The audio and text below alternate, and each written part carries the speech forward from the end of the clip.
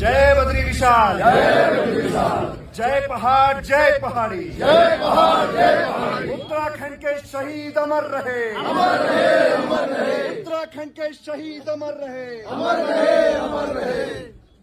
सभी को साधुवाद। मेरा पहला प्रणाम सेवा से मन्या।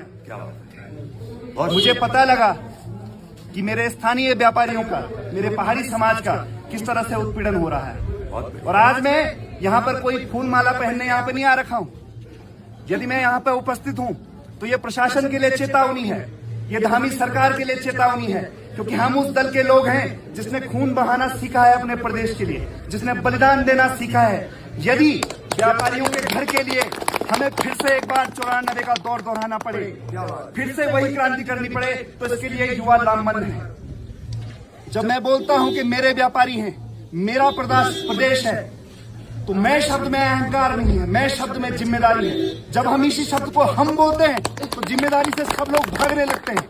इसलिए बोलना सीखो कि ये मेरा प्रदेश है, ये मेरा पहाड़ है, ये मेरा अधिकार है, और इसके लिए लड़ूंगा तो मैं लड़ूंगा, इसके लिए कुर्बानी देनी पड़ेगी तो मैं दूंगा। सबसे पहले मैं इस प्रदेश के लिए बोलना सीखो।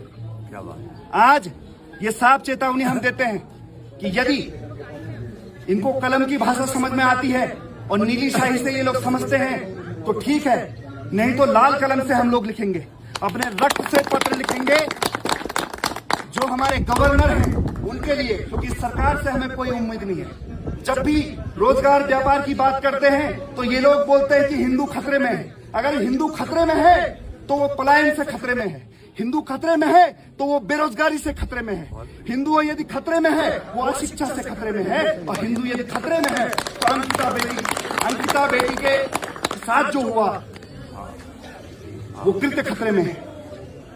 न्याय नहीं मिल रहा है इसलिए खतरे में है, जगह जगह पर दलाल बैठे हुए हैं इसलिए खतरे में है।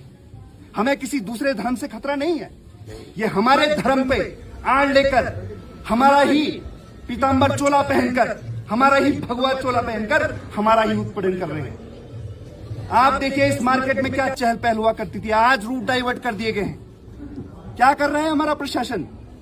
जो 150 परिवार यहां से पल रहे हैं, कौन लेगा इनकी जिम्मेदारी? ये धीरे धीरे हमारे पहाड़ों को खाली कर रहे हैं। पर ये शासन प्रशासन को चेता देता हूं, इस प्रदेश के मुखिया को भी चेता देता हूं, हम नहीं डरते तुम्हारे मुकदमों से।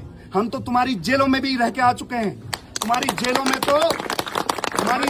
अब तो कैदियां भरने के लिए भी जगह नहीं है। और बड़ी बात यह है कि उन जेलों में जो अपराधी हैं वो भी पहाड़ी मूल के नहीं, जो विधानसभा में नेता है वो भी पहाड़ी मूल के नहीं है।